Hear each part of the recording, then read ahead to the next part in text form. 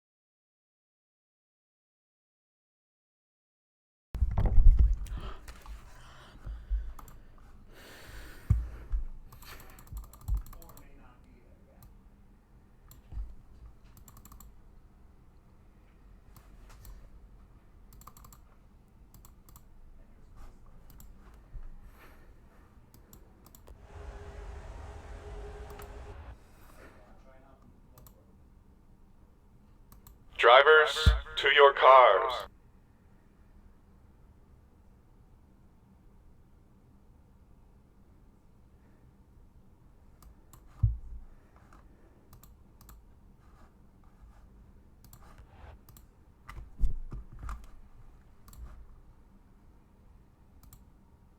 Drivers, to your cars.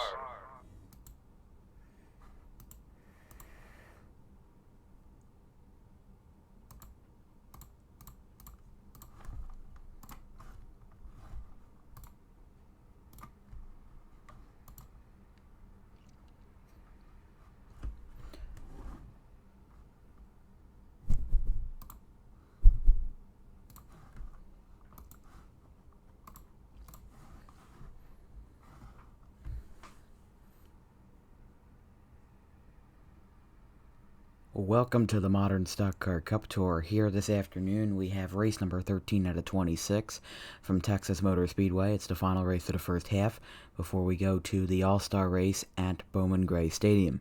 We have Bradley Rhyme and Creed Daniel in the front row this afternoon. As well, after the streak of 12 races, or at least 11 races with 11 unique winners, ended as Ian Korob had his second win of the season at Talladega.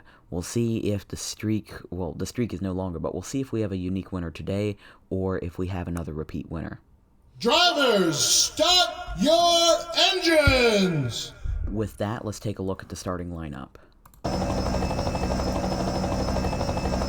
In row 1, we have Creed Daniel and Bradley Rhyme. Row 2, we have Doug Dolring and Vincent Cook. Row 3, we have Santiago Alvarez and Jay Martin. Row 4, we have Gary Arnsworth and Dan Wilkins. Row 5, we have Stephanie Larson and Cole Hamilton. Row 6, we have Nelson Reeves and Brian Lima. Row 7, we have Mitchell Collins and Ray Wilmington. Row 8, we have Duke Uphill II and David Hiller. Row 9, we have Luis Aguilar and Christian Coppola. Row 10, we have Bryce Durlock and Jada Fudo. Row 11, we have Armin Salvador and Lindsey Wolf. Row 12, we have Amelia Nielsen and Arthur Xavier. Row 14, we have Jay Monin, Tim Moore, and Carl McKinney. Row 15, we have Patrick Starr and John Taylor Mew. Row 16, we have Kyle Driscoll and Ian Korob. Row 17, we have Greg Shatner and John Buckford.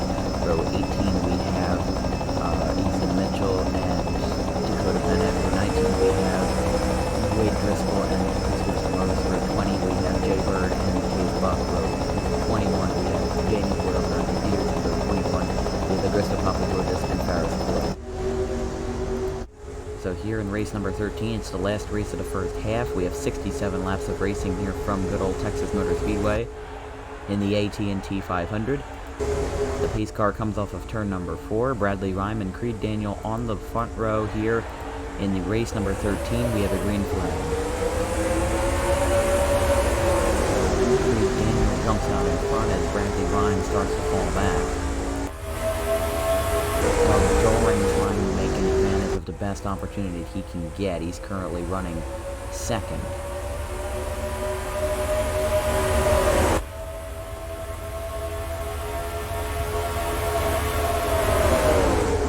Dolring currently in second as Bradley Rhyme continues to lose spots, and there is Santiago Alvarez moving into third. Vincent Crook, who started fourth, actually he's falling back even further. He's outside of the top 5 right now, and he's falling back to about 7th or 8th. And now Creed Daniel is getting a little bit of a run as they try to basically run away and take the lead together. Both of these cars, in fact, all of the cars in the top 4 are previous race winners. Creed Daniel won at Darlington, Doug Doering won at Pocono, Santiago Alvarez won at Charlotte, and Barry Arnsworth won at Walt Disney World. The only car that is not in the victory lane at this point in the season is Stephanie Larson, who has not won yet, finished very good at Homestead. Opportunity to win at that race, however, she had late issues that caused her to not really be in much of contention as Creed Daniel continues to be in the race lead. He comes off of turn number 4. He is your race leader after lap 3.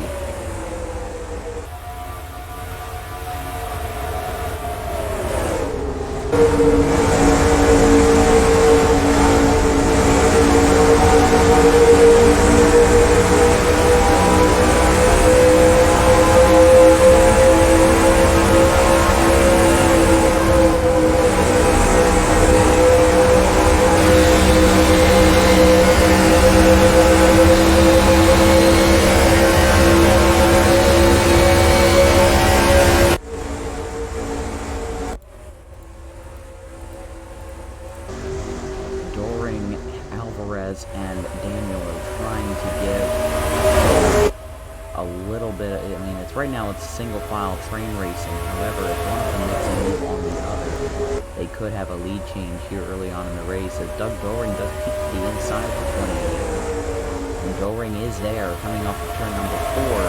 It's a very close one, but Creed Daniel retains his lead. However, Doering will take the lead going into turn number 1. And in fact, Creed Daniel will fall back to 3rd as Santiago Alvarez and the Crown Royal Dodge for Dan Wilkins Racing takes 2nd. Of course, another lead change could happen at any point as Santiago Alvarez looks to be taking that lead as well. It looks like he's going to try to make a move as well on that inside part, as even Creed Daniel will fall back to 4th if Stephanie Larson's able to make a pass, and that's exactly what she will do. Inside line seems to be, we have a caution on the racetrack. It's Wade Driscoll. Wade Driscoll is around, and we have our first caution of the afternoon. Let's see what happened here. So Wade Driscoll was running near the back of the pack in 33rd, and then Ethan Mitchell just slowed up, and we had a bit of a wreck there. Daniel Boyles, the new driver, got in it. Let's take a look at what happened before that with the 41 of Ethan Mitchell. He looks like he literally locked the brakes up. Yep, locked the brakes up. Went just like how Ferris Khalil did at Indianapolis. Jay Bird got in it, as we said, at Gristo Papa Georges. Wade Driscoll. Dante Lemieux just missed it, along with Kostudis Ramones. Interesting situation there, as Jay Bird and Wade Driscoll have a lot of damage, as that brings out our first caution of the afternoon. Everybody's going down pit lane. Let's see what happens here. See who wins the race off of pit road.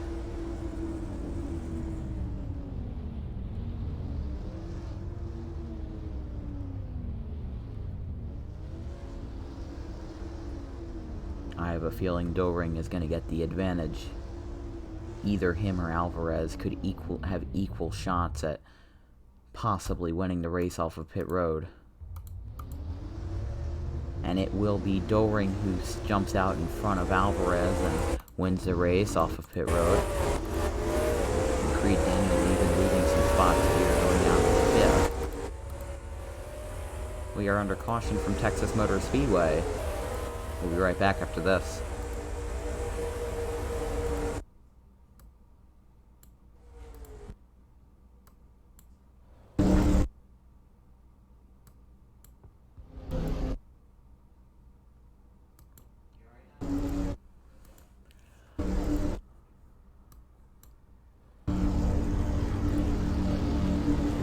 So we're about to go back under green here from Texas Motor Speedway.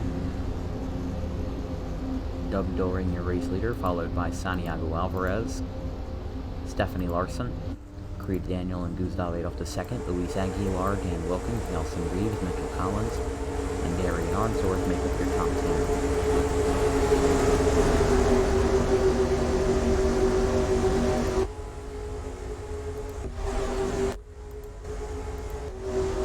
So the 30 Pontiac of Doug Doring is your race leader, coming off of turn number 4 on lap 10. He will go green on lap 11 out of 67 in the AT&T 500.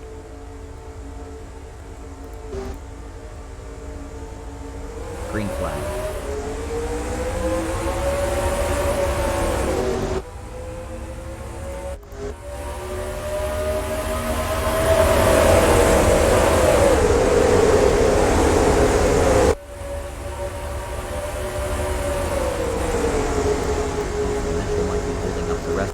If we're being honest here, he's giving way to some of the late lap, but Alvarez is really getting the bad luck of the draw.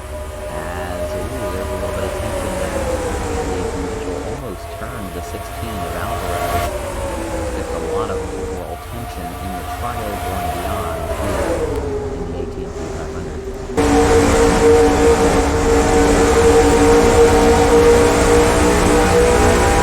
Yeah.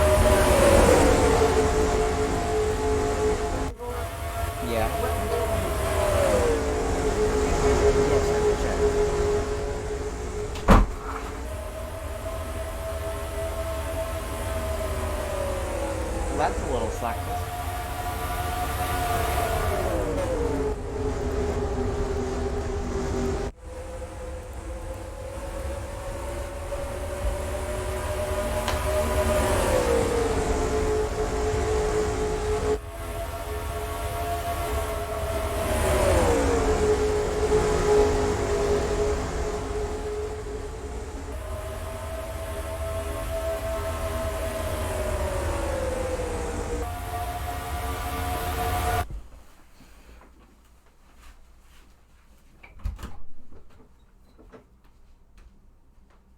This thing, but it's not a sheet, it's some sort of mattress thing.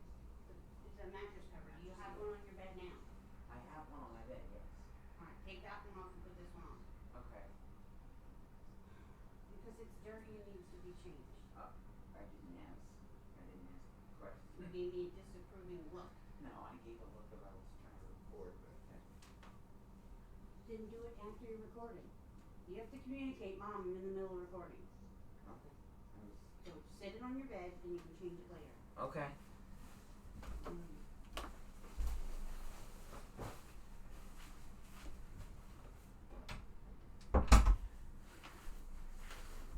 I'm restarting the whole race.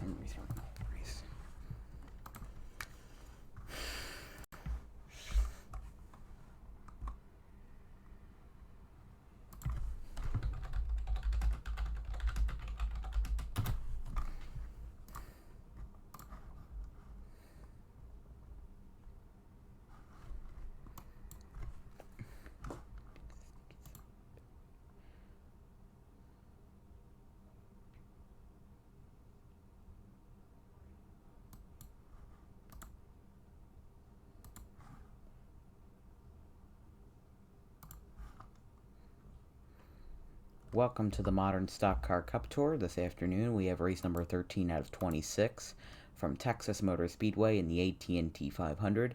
It's the last race of the first half before we go to the All-Star race at Bowman Gray Stadium. Here we have a few repeat winners on the front. We have Creed Daniel in first, Doug Doring in third, Santiago Alvarez in fifth, and Darian Arnsdorf in starting in seventh, and Dan Wilkins starting in eighth. It's interesting since most of the inside row is being made up by winners and most of the outside row is being made up by winners, drivers who haven't made it to victory lane yet this season. As you know, the streak that I've been talking about race after race has not been has been ended following Ian Korob's second win of the season at Talladega, his first being at Bristol. Drivers, start your engines! With that, let's take a look at our starting lineup. In row 1, we have Creed Daniel and Bradley Ron. In row 2, we have Doug Doring and Vincent Crook. In row 3, we have Santiago Alvarez and Ray Ron. In row 4, we have Dan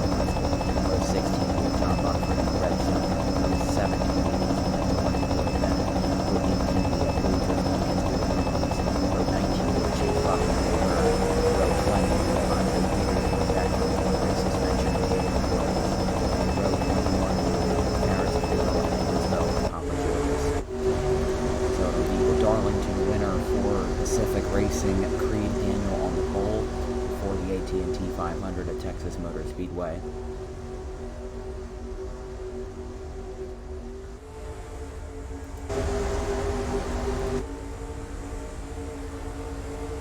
Green flag.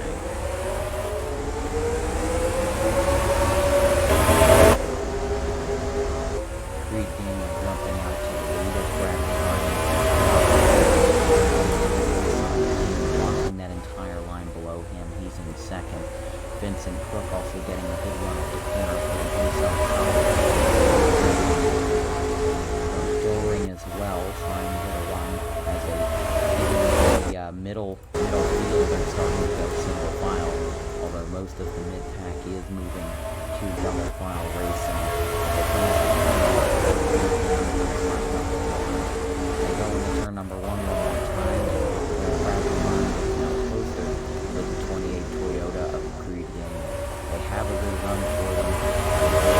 They are looking for redemption of Bradley Ryan, who ended up making his first start at Charlotte. He's now a contender to make the All-Star Open if he finishes well. The point standings, and that'll help him move along. As if he does finish well, let's say second or third place finish. Right now, inside the top 5 drivers who are having a good shot at making the All-Star Open. However, the top 6 are remember, this is a big change. There's going to be a change in the All-Star Open after Talladega. It was a little bit unfortunate considering that he was the 16th spot out of 16 drivers to make the All-Star Open. So it definitely was a little bit eye-opening when we saw that, and it allows now for a driver who is in the top 5 for that spot in the All-Star race to maybe get some leverage to actually make the race. Top 5 right now after Talladega are David Iller, Dante Lemieux, Bryce Gerlachner, Bradley Green, and Nelson Williams. Bradley Green does continue to lose some positions, but with Iller currently running inside, see where Iller is running. Iller is currently running 15th, but he finishes and with Leo being gone, that 16th spot for the All-Star Open. So it does leave for a little bit of leeway when it comes to drivers making that race, because remember, there's no guarantee that you make the All-Star Open. You make the All-Star race at the race.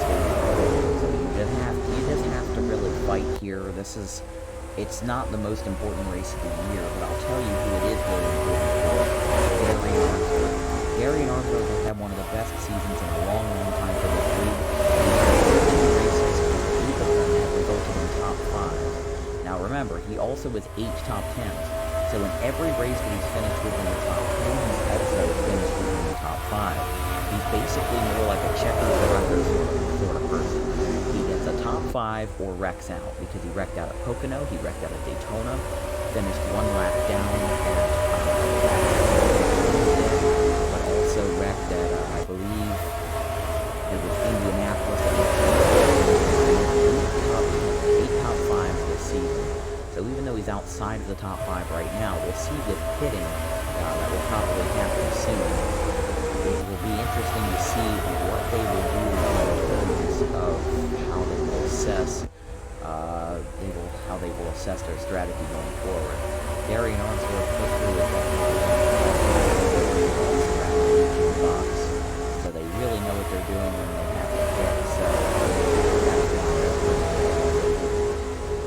So Doug Doring did take the lead away from Creed Daniel, and now Creed Daniel is in third, as Santiago Alvarez keeps the inside of the third car. And it looks like he might take the lead as well.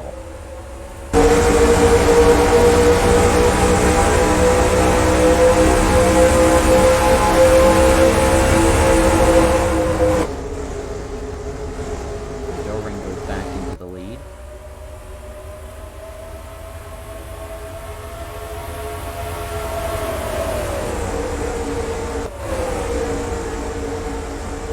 Let's take a look at the 8 car of Andre Peters in last right now. He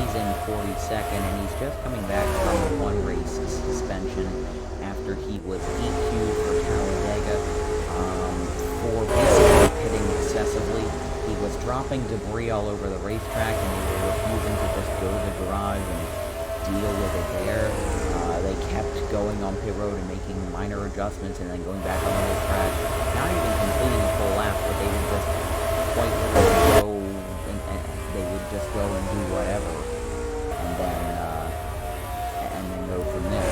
Now for Peters, it does seem a little bit interesting how a guy who's basically not really even a contender right now at all is making some headlines for his controversy at Atlanta. However, his number 96 Ford of William Westmoreland didn't do much better, as he wrecked in the tri-oval on lap 12 of the Talladega race at the books at 1,500,000 and ended up finishing last. So if a spot for Westmoreland does become available, I'm sure that some people will be bopped out because of that. But that will be definitely interesting to watch, as Alvarez has taken the lead away from Doug Doering as we were speaking.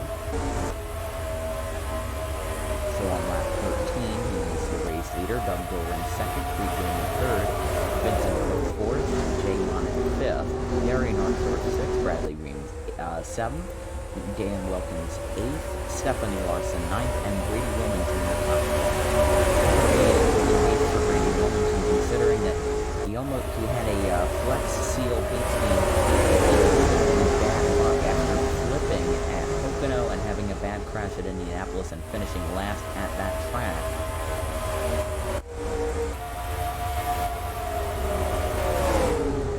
And right now, Vincent Crook, who had a bad finish after wrecking at Atlanta, and also not a great finish after starting the wreck at Talladega. He was involved in back-to-back crashes, but his first race was Indianapolis. And the interesting thing about that race at Indianapolis was that he finished fourth.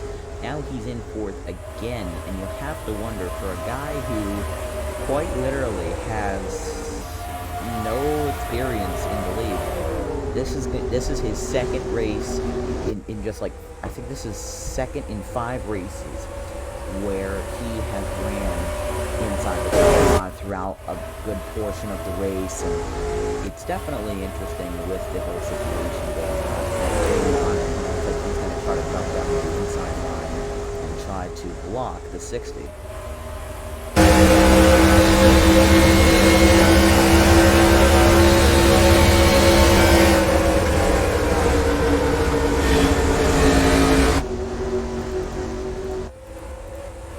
So Alvarez in the lead on lap 16.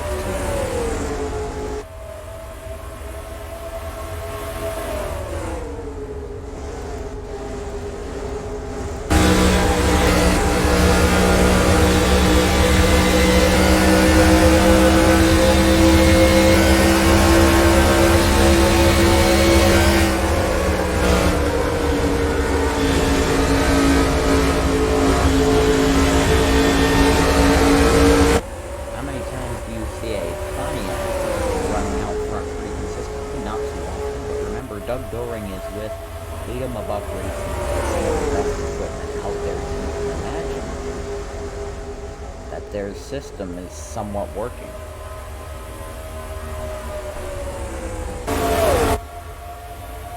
Alvarez first, Doering second, Doering third, Brook fourth, Monensville fifth.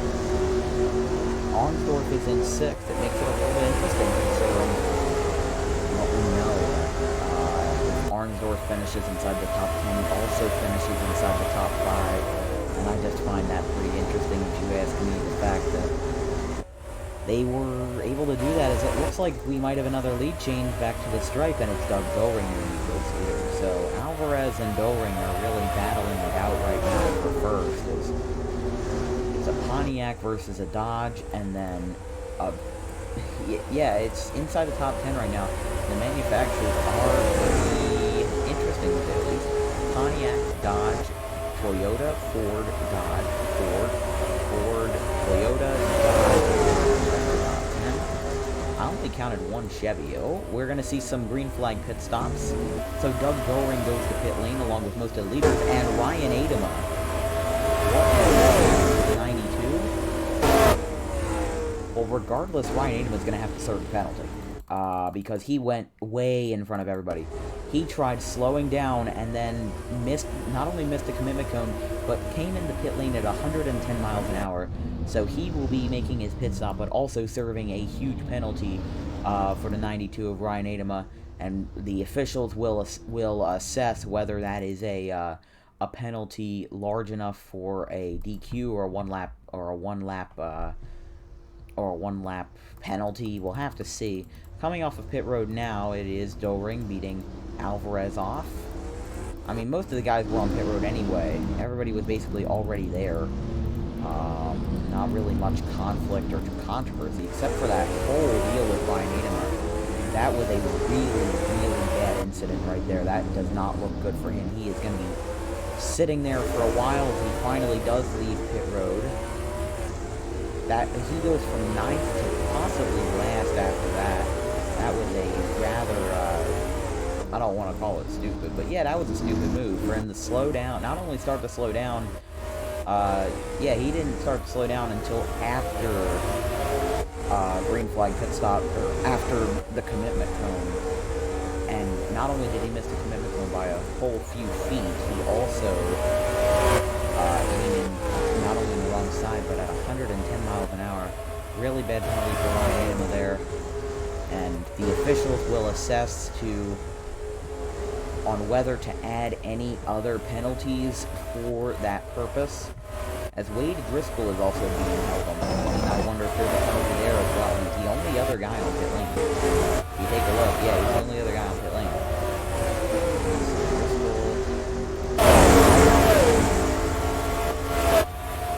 Okay, so Driscoll is now out of the race. Driscoll's just out. Or is he there? There he is. Okay. I'm going to take a look to see if anything in particular happened that caused him to go to pit lane. I don't know how long he was there. He came in. Oh, he got hit by Lemieux. There was some contact entering pit lane by and so that was the reason why. But he's still on pit lane after all this time. Now the field is as spread out as ever, with Doug Doring back in the lead, followed by Santiago Alvarez, Creed Gamer in a very distant third, Stephanie Larson fourth, and Gary Armstrong fifth, as we said, back into the top 5. I wonder, with the entire situation with green flag pit stops and everything along those lines, the field is so spread out now. You have to wonder, is there even going to be another caution in this race? There hasn't been a caution at this point. But you just have a feeling somebody's going to tangle up and cause an accident. And now Chase Buck, who started in the race, starting in 37, he is now running 15th, which I think is pretty good for the occasion, considering that he's right now second in points. So I don't think that there's any concern for Chase. He's locked into the All-Star race. He won at Atlanta after taking the lead 4 laps to go. It's a big moment for them.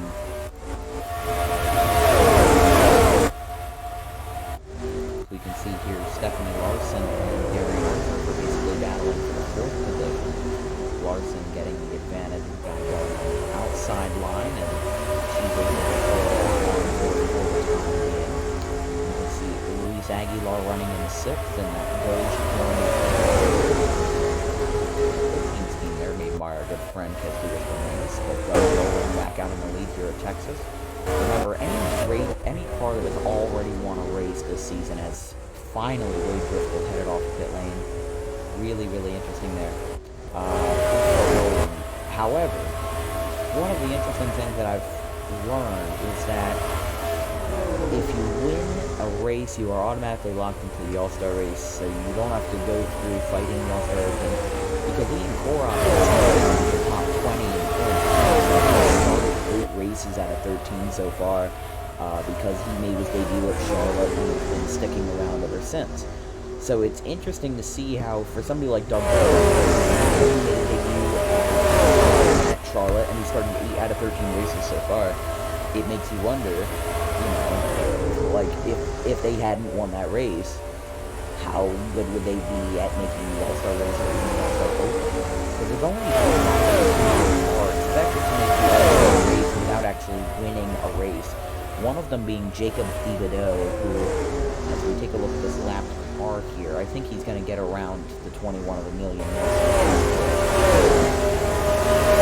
Examples of this are Jacob Thibodeau, Nolo Hamilton, Greg Sawyer, Patrick Starr. They're all drivers that are expected to make the All-Star race without actually winning a race, if that makes sense at all.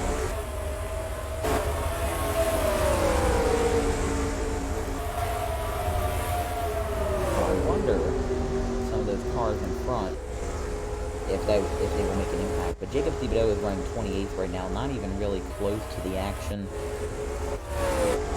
I wouldn't be concerned about it. But let's take a look at the 79 and the 41, currently running 39th and 40th respectively. Doring could be making a run on them if they are not able to make it out of the way, because remember, Creed Daniel, who's in third, is not really that close.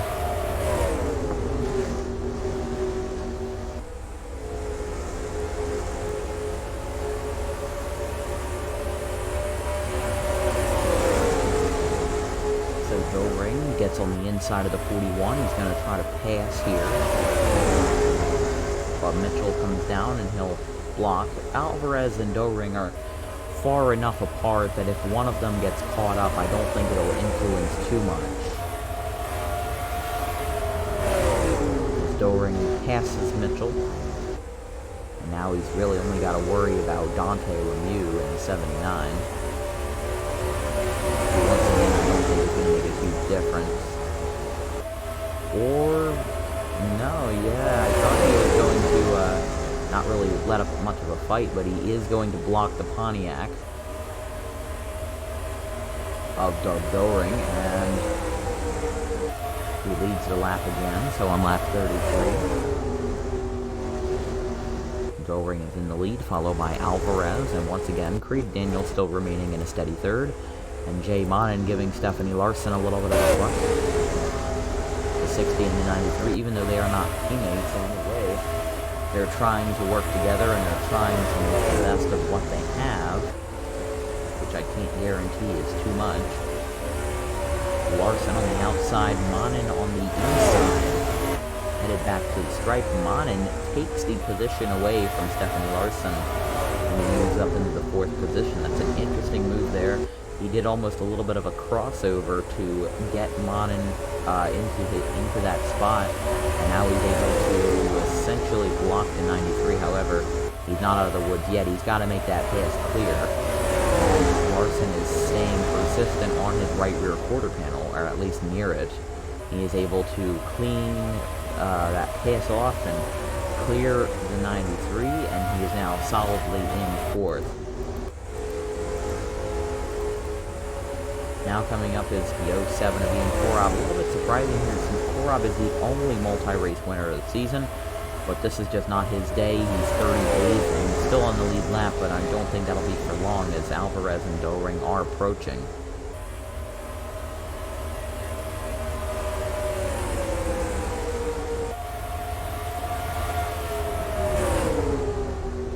Korob on the inside.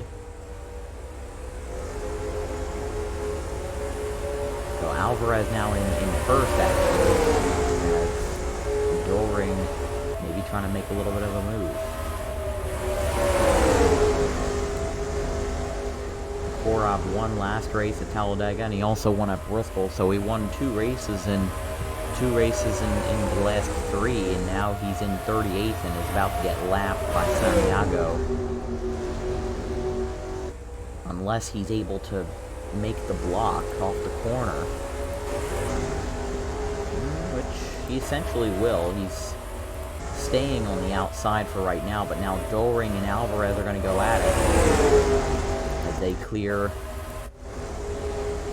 Korob on the outside.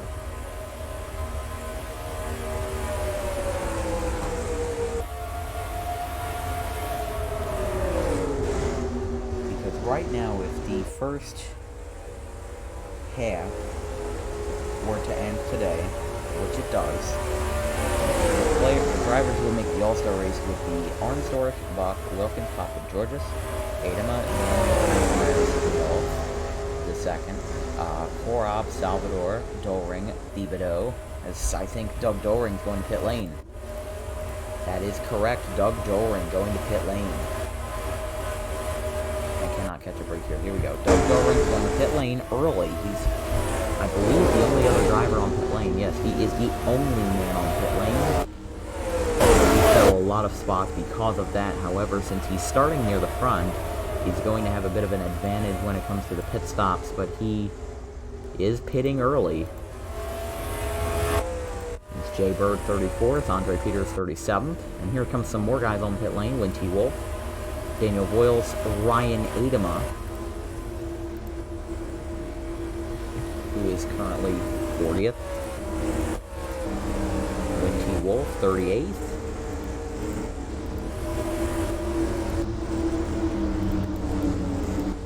Still no cautions at all this afternoon, as we have been caution-free the entire race.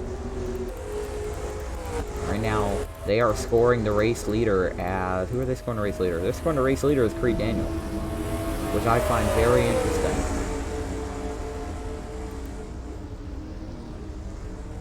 It's leaving pit lane now will be Voiles, Adama, Alvarez, and Korab. Also Larson, Aguilar, Wilmington. There's Doug Doring out on the track. He's in 30th.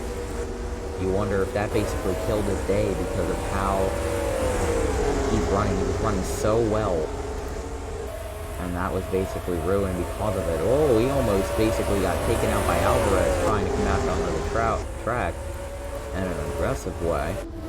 And now he's going to try to pass his teammate, Ryan Adama. He's running 30th. Adama's running 39th. He's going to try to at least make a pass on his teammate. Both cars are basically equally fast. They're running really well.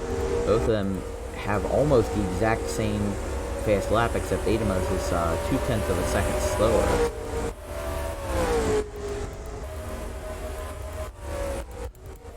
And now Creed Daniel, who is being scored as the race leader.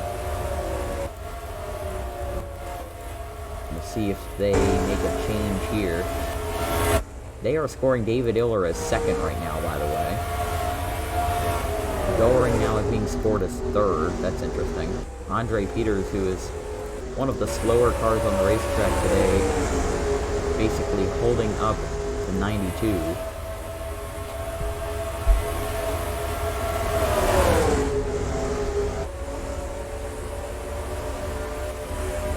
Doring still peeking in on that quarter panel of the 92. Remember, that's his teammate that he's got to worry about here. And they are now scoring Doug Doring as the leader. They're scoring Santiago Alvarez second. They're scoring Stephanie Larson. Now the next guy they got now, I mean, if he wants to lap Adama again, it won't be too hard. However, he's starting to pull away a little bit. Adama, remember, doesn't even have any damage. But he was penalized big time for, A, missing the commitment cone and speeding on pit road, which MSCCT officials are still discussing whether to have further.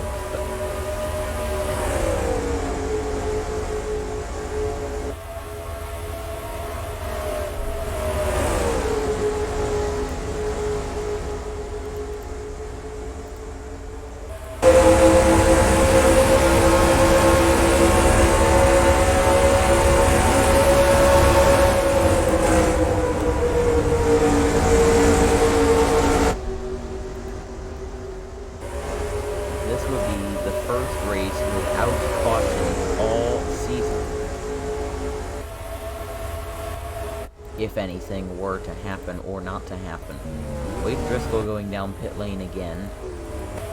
I wonder if this is a repeating cycle that he's got going on. It's a little bit weird what they're sort of doing here. I don't really get it, if I'm being honest, but strategy is strategy when you're in 42nd, am I right? They still have to chase down Adama.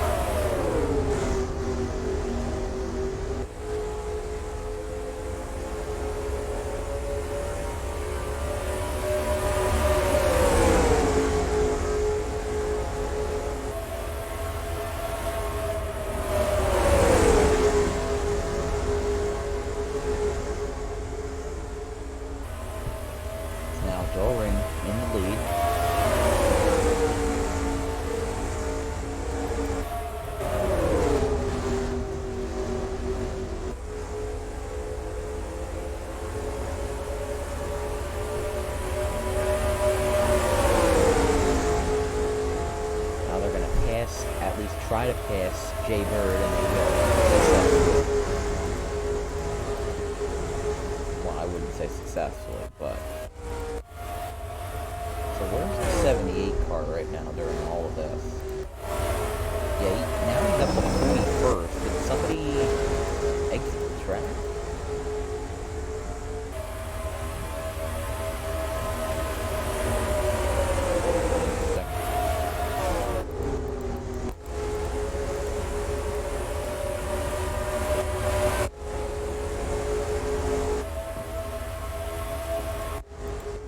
Larson in third, but it's basically now just a two-man battle between Doug Doring and Santiago Alvarez.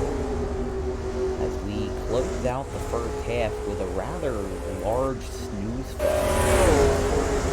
I don't think I've seen... I thought Texas would be a good race, but... this is really not what I had expected. No cautions through 50 laps out of 67. Really, the only highlight has been the lead changes that have been important, and green flag pit stops that have also been. So we take a look. 16 jump to the inside of the 30. Alvarez looks like he's there. Alvarez and Doring side by side in the corner. They come off of turn number 4. Alvarez is able to clear the 30 of Doring, and Santiago Alvarez takes the lead back on lap 51. That was a nice move in the corner there by Santiago Alvarez, as he takes the lead away from Doug Doring, and maybe he will be the guy to lap currently, as we said, running in 33rd. He's running in 33rd as he continues to at least try to jump up the ranks. You know, there's no guarantee here.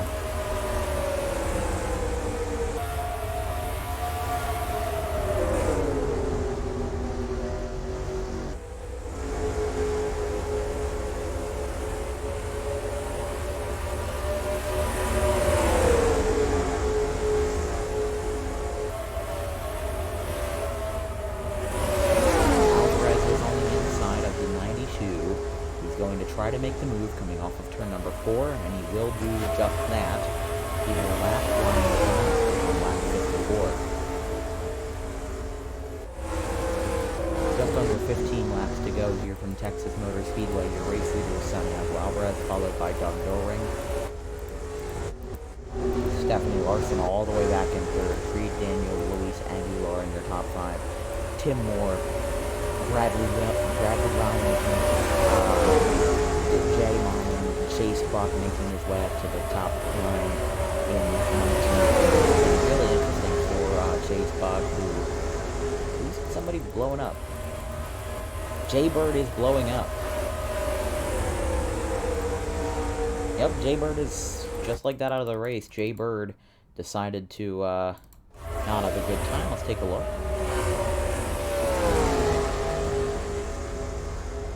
Well, that's plain and simple. He just blew up and decided to go to pit lane. At least he made pit road speed. That's always good to see when you meet pit road speed as your day is done. And there you have it, just like that.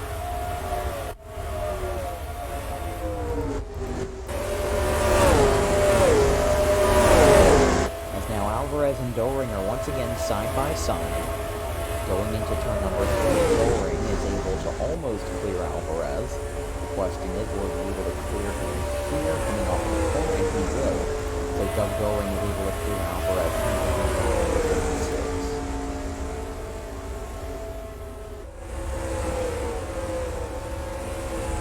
There's not too much lap traffic in front of them. However, there is still Wolf, Farris, Khalil, and Nolo Hamilton, who might have to get out of the way for these two tandem drafters of Doug Doring and Santiago Alvarez. And if you look at these two, Doug Alvarez and Santiago Doring, you have to remember that they both won a race. Doring won Pocono, which was just his 3rd start, and he finished 14th. He finished almost last in his first start after wrecking out at Charlotte. 13th at Martinsville, followed by the win at Pocono. And he's been really running a little bit inconsistently ever since, but he's been anywhere from the top 5 to the front of the field. He's led some laps, and anywhere from the back of the field. He's been wrecked out at the top. Caution on the racetrack. Vincent Crook looks like he had some trouble. Let's take a look on lap 58. Oh, let's see what happened here. Where is Tim Moore in all of this? Oh my goodness. And this was near the front of the field in the top 5. Oh. Did Stephanie blow up? Let's take a look. Stephanie Larson did blow up. You can see here her engine, and then she caused a wreck behind Tim Moore, Chase Buck, and Luis Aguilar. And then while all this was happening, Tim Moore came down, took out Dan Wilkins, took out Vincent Crook, took out Bryce Durlocker. Let's take a look from the replay from Tim Moore's view as he watches this wreck unfold in front of him and eventually gets caught up in it in his own terms.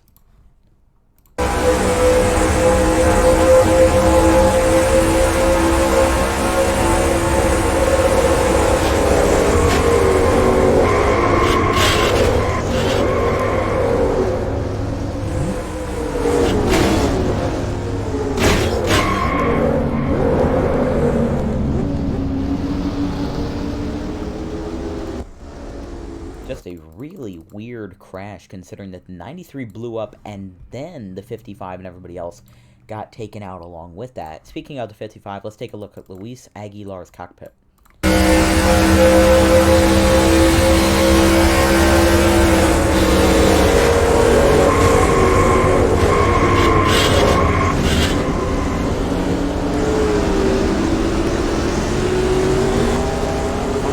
the 93 of Stephanie Larson.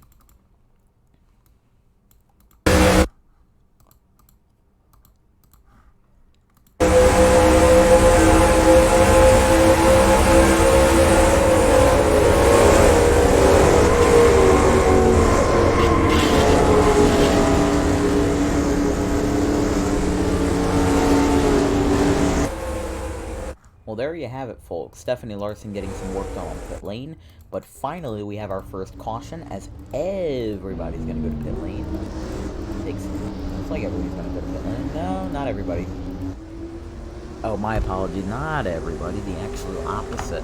The lead lapplers will come out on pit lane and stay out on the race lane. And with less than 10 laps to go, it's been really interesting to see how Doring, Alvarez, and some of the other guys, but mostly Alvarez and Doring, have really been able to stay in front consistently all day, and they look to capture their second win of the season. In fact, inside the top 10, there are 1, 2, 3, 4, 5, 6 drivers who have already won a race.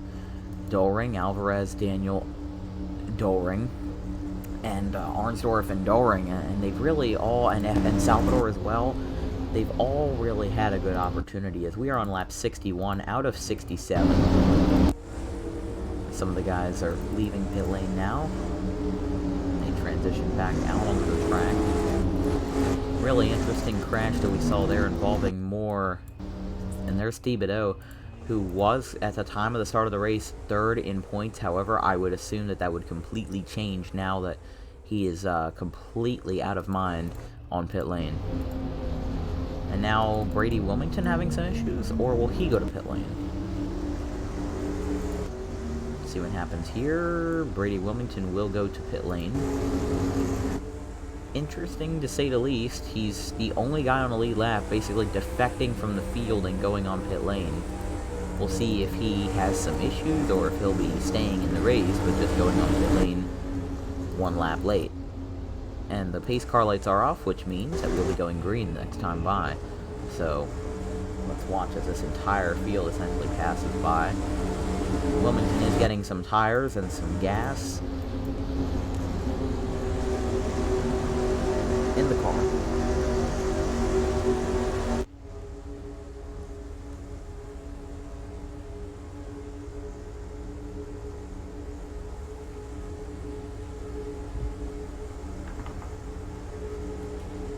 down the back stretch. Doring is in the lead, followed by Alvarez and the rest, top 5.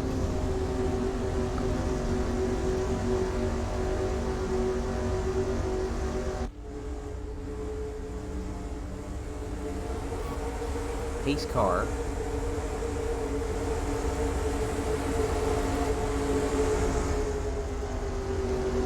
making the left turn. No, not yet. And 3, 2, 1. Now, no. No. There we go. So the pace car finally makes that left turn on the pit lane, as now Doug Doring and Santiago Alvarez are your race leaders. We go back under green on lap 63 out of 67. And Alvarez immediately jumps to the inside. Really contentious battle for the lead right now, as Alvarez will take the lead away from Doug Doring. However, he won't be able to clear him coming off of turn number 2. Doring remains in the lead with the help of Daniel. Coming off of turn number 4, Alvarez is able to take the lead. They race back to the line, and Santiago Alvarez is the leader on lap 64. Although Jay Monin is starting to work through the middle, he jumps from 4th to 2nd. We'll see if he'll be able to clear the 30 and the 28. In fact, he might fall right back down the 4th where he was to begin with. Doug Doring now in 2nd, with Jay Monin battling for the 3rd position. Jay Salvador in the top 5.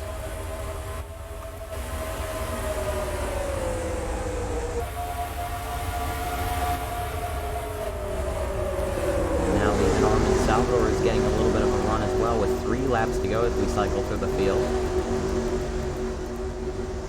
You can see even somebody like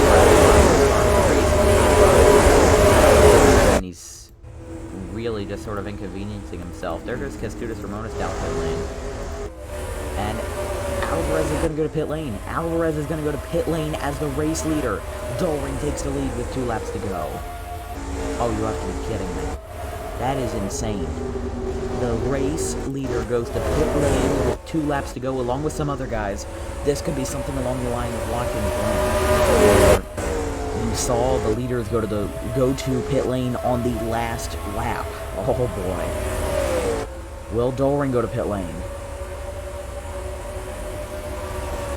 No, he's going to stay out. He's going to try to attempt to go to the white flag. More cars that go down pit lane. 1 more lap to go.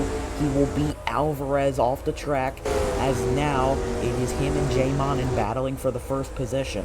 Doug Doring, who won the Comcast 500 at Pocono back a few races back ago, he will now be on his way to his 2nd win of the season, this time to close off the first half at Texas Motor Speedway. He's got it. Coming off of turn number 4, Doug Doring wins the AT&T 500, his 2nd win of the season, as even some drivers are still on pit lane as the race concluded. Oh, you gotta be kidding me. That is really weird to see all these drivers on pit lane as a result. But most of these guys who stayed out, they were able to capitalize on that situation and were able to really make something happen.